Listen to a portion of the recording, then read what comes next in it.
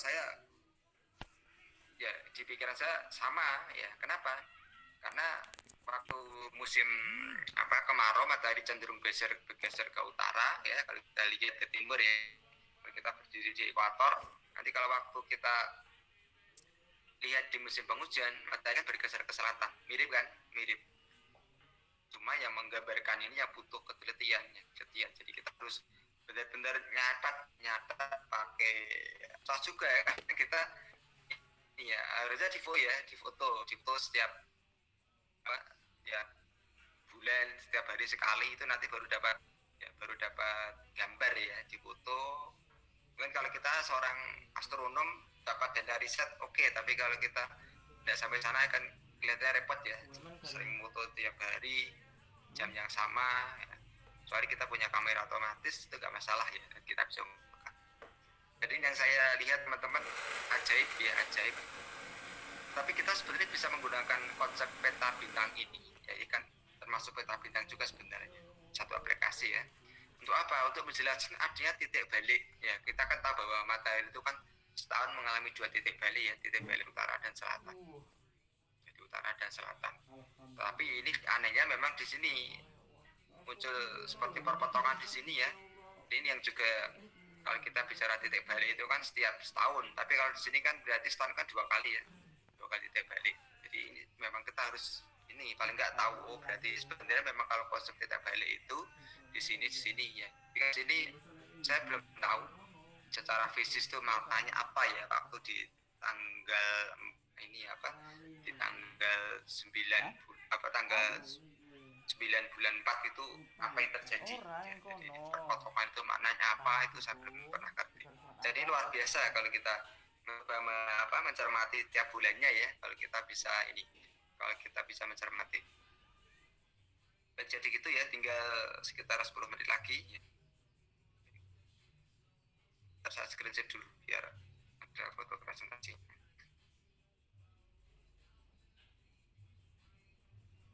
Kemudian apa sih pentingnya? Jadi apa sih pentingnya? Pentingnya di sini. Kalau kita nanti kita terus membahas tentang ini, nanti kan teman-teman akan melihat satu konsepnya apa. Kita lewati aja ya. Jadi kita tahu bahwa bintang itu lihat sepanjang hari di daerah kutub utara, karena di kutub utara itu kan bintang tidak pernah tenggelam dan tidak pernah terbit ya, sama kita lihat ya Polaris ya. Jadi kalau kita lihat Polaris itu kan ini ya bintang utara. Jadi kalau kita sebagai tanda utara ya, arah utara kita lihat pakai Polaris. Kalau selatan tidak ada. Terus tanya arah selatan dari mana? Kalau kita menggunakan konsep lawan seberang, oh berarti kalau di sana itu di utara itu ada bintang Polaris, berarti selatannya sana, seperti itu. Tapi kita ingat, harus hati-hati, konsep utara di kutub ya dan di ekuator itu berbeda. Jadi kalau kita di ekuator itu kan kutub lebih ke atas,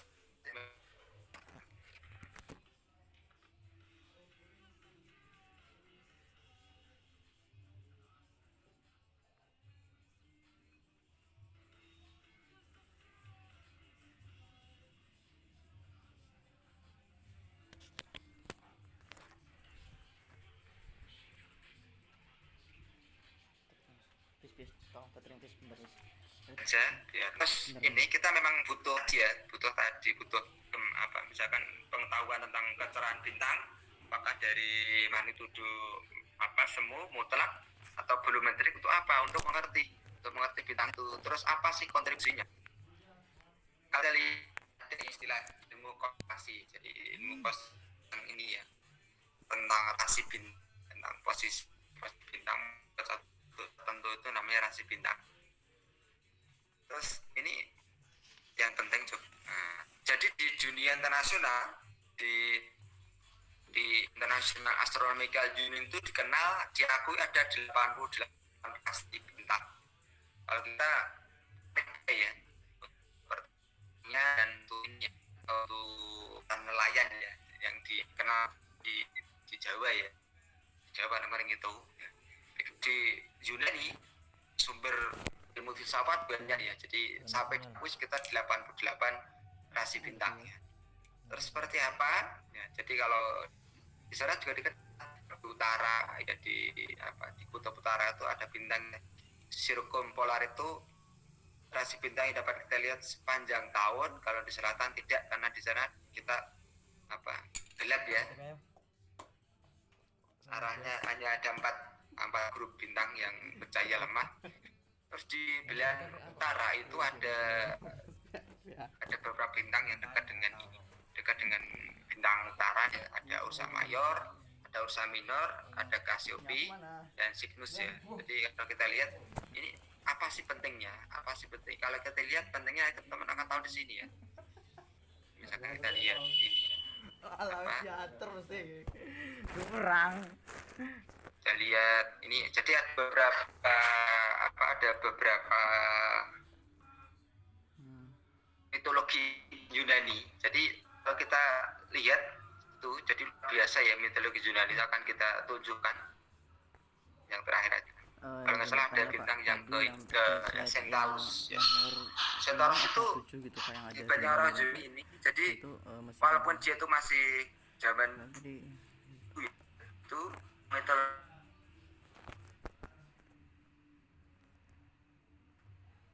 Aduh sinyal.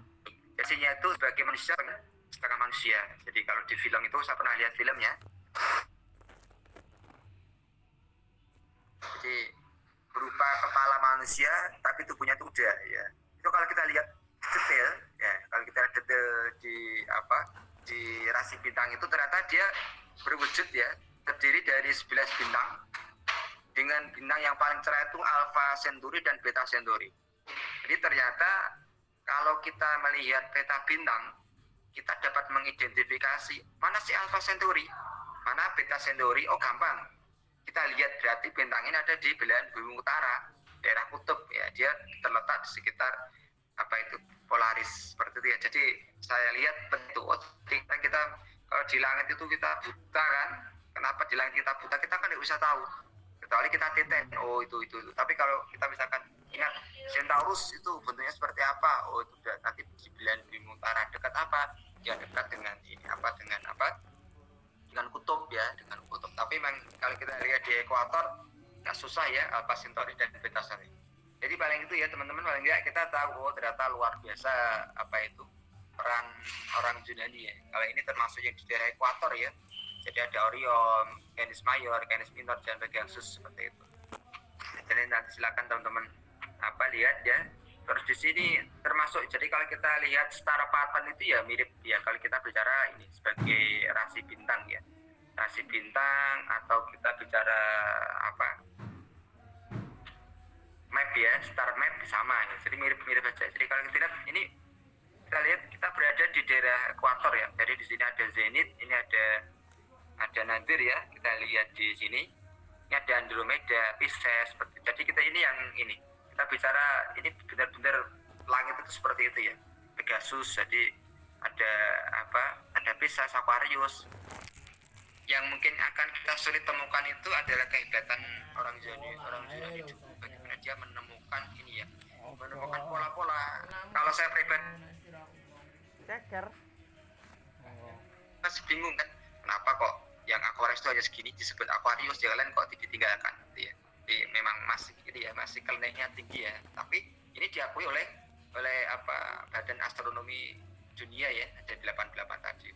Terus ini peta bintang secara utuh seperti ini ya teman-teman ya, seperti ini. Jadi ini kalau kita lihat kita lihat prosesnya ya seperti itu, banyak ya.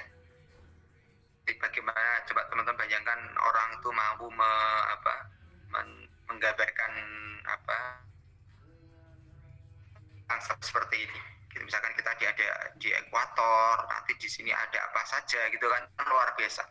Dari sekian banyak bintang, akhirnya orang-orang terdahulu, orang Yunani itu mampu menggambarkan rasi bintang seperti itu. Mungkin kita tidak terpikirkan kan.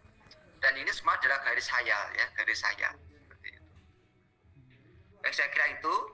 Kemudian untuk tugasnya itu nanti gini, jadi ceritanya itu di tugas itu nanti teman-teman silakan unduh software Stellarium. Nanti yang ini ya bukan versi online ya, tapi bukan versi web maksud saya ya, bukan online, yang bukan web. Artinya teman-teman harus mengunduh dan menginstall. Nanti misalkan teman-teman mau piknik ya, mau piknik mancing dari tanggal 22 Desember sampai 4 Januari 2014-2015. Setelah lalu udah apa-apa. Kemudian nanti kan kita tahu bahwa mancing itu kan perlu melihat fenomena alam, apalagi kita mau mancing yang hasilnya baik kan dekat tengah laut ya. Kan kita nanti di daerah Batuan ya, di mana ada kan laut yang itu. Berarti kan kita harus kucing-kucingan sama apa? Kucing-kucingan sama itu bulan purnama kan. Berarti kan kalau bulan purnama kan cerah ya, biasanya ikan pada naik ke atas kan. Tapi ada musuhnya apa? Saat bulan purnama kan terjadi arus laut yang cukup besar ya. Kalau tidak hati-hati nanti malah karena kita bisa pasang keseret ke tengah laut. Jadi dengan ini nanti teman-teman akan cari itu kira-kira kalau dari tanggal 22 sampai tanggal 4 Januari itu kira-kira kalau kita mancing yang terbaik mana? Sebentar ya teman-teman ya.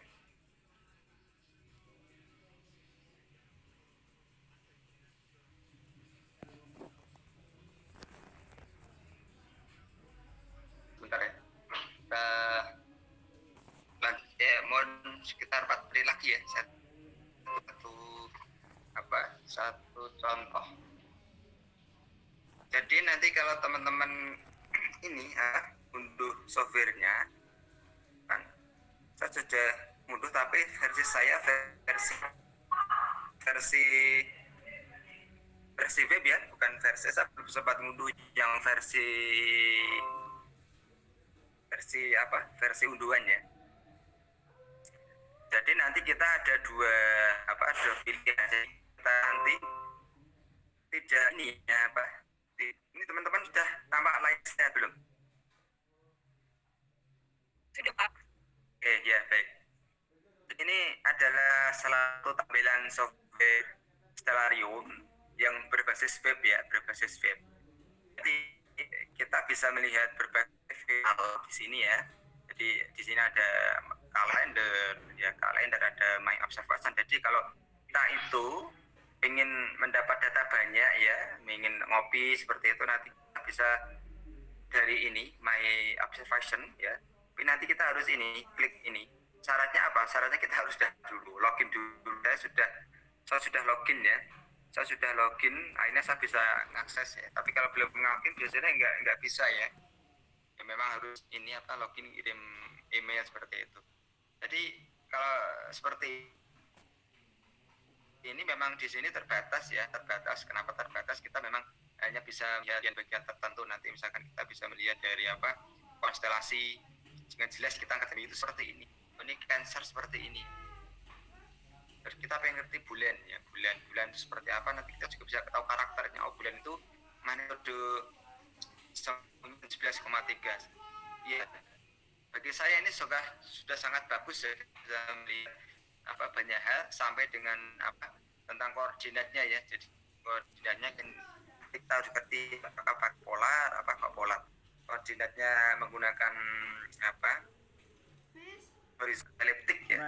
Terus luar kalau kita sampai nggak ngerti nanti jadi membaca ini bingung arahnya seperti apa. Sehingga minggu kemarin kan memang arahnya ini, kita paham posisi seperti ini. Kemudian kalau teman-teman ingin mengubah misalkan jadi atmosfer, jadi seperti ini, kita bisa banyak ya, ini ada waktunya, ada juga kotanya ya. Jadi ini saya ngetek Salatiga itu nggak mau, masih near Semarang ya.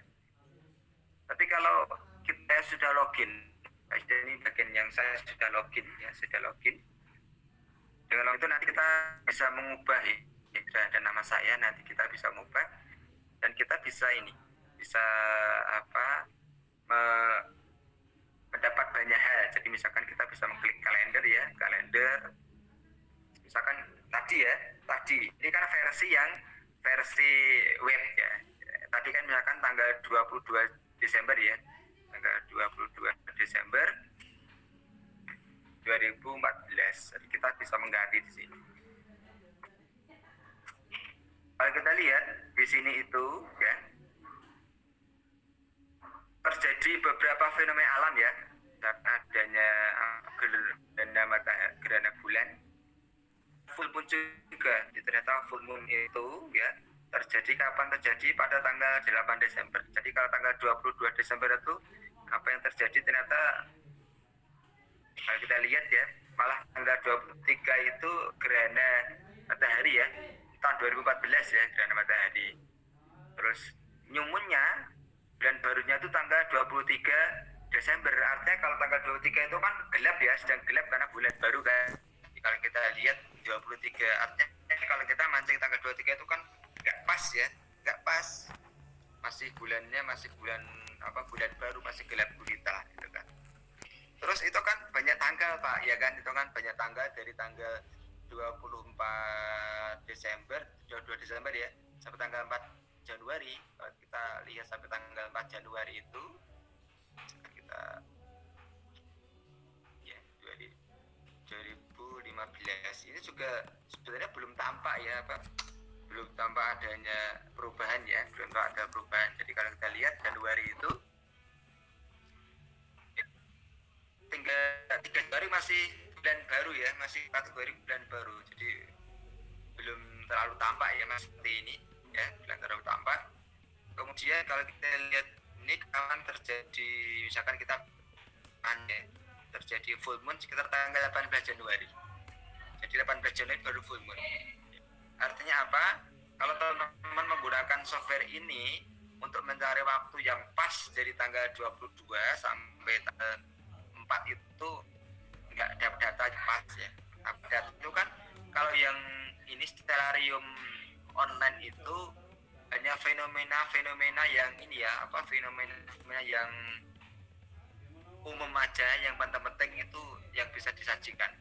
Kalau teman-teman pengen yang harian itu harus lewat ini stellarium yang aplikasi seperti itu. Jadi, walaupun ini sudah cukup lumayan ya. Jadi kalau kita pengen ngerti berita tentang informasi penting untuk perubahannya kapan, ya terjadi gerhana bulan kapan, gerhana ya kita bisa melihat seperti itu. Sudah lebih dari 7 menit, mungkin ada yang mau ditanyakan dulu sebelum kita tutup. Mohon maaf Pak, tanya ini aplikasinya berarti sama ya Pak untuk semua tempat pada tanggal? Maksudnya ya beda Mbak, tergantung tempat kita mengamati. Ini Mbak, nanti kita ubah ya, kan ada kotanya ya, ada kotanya, kita ubah, kita ubah ya. Semarang kan kita mengamatinya di Rembang kan, jadi kita mengamatinya di Rembang. Ubah yang ini, ada kan kita sekarang tidak di Semarang lagi tapi sudah di Rembang. Jadi memang jadi bloknya ini ya, jadi Rembang ya. Jadi nanti tadi berarti data ada Semarang, walaupun sebenarnya mirip ya Mbak, mirip ya, mirip. Tapi itu memang versi yang ini belum diganti juga, harus diganti juga ini. Ini kita geser, nanti kita bisa ubah ya, teman-teman bisa geser. Kalau pengen ngerti gambarannya, kalau ini kan data dalam bentuk keterangan kata-kata, tapi teman-teman kita bisa mengubah ini, bisa kita ganti, kita geser juga ya, kita geser. Tapi nanti teman-teman nggak pakai ini ya, jadi gambaran ya. Kalau teman-teman nanti perlu ke webnya dulu, unduh software dari cara mengaplikasikan, nanti baru bisa cari data seperti itu. Gitu Pak. Ya, ditanya lagi. Saya belum sempat cari. Oke. Nanti setelah ini saya kirim ya. Saya kirim PP saya, plus saya kirim satu contoh ini ya, panduan kuliah dari UNJ yang teman-teman bisa belajar dari sana. Gitu ya. Oke, baik, saya kira kita nggak usah berpanjang-panjang, teman-teman juga butuh segera mempersiapkan ini apa, persiapkan berbuka puasa. Ya saya mohon maaf ya terkesan beda karena memang waktu kita sangat terbatas ya, biar kita tidak mengucapnya. Jadi saya masih memberikan waktu teman-teman saya sampai 7:20 kalau nggak salah ya, 7:40. Nanti saya ini kalau teman-teman ngechat tentang materinya. Baik, jadi kita akhiri dulu. Assalamualaikum warahmatullahi wabarakatuh. Waalaikumsalam warahmatullahi wabarakatuh. Sama-sama.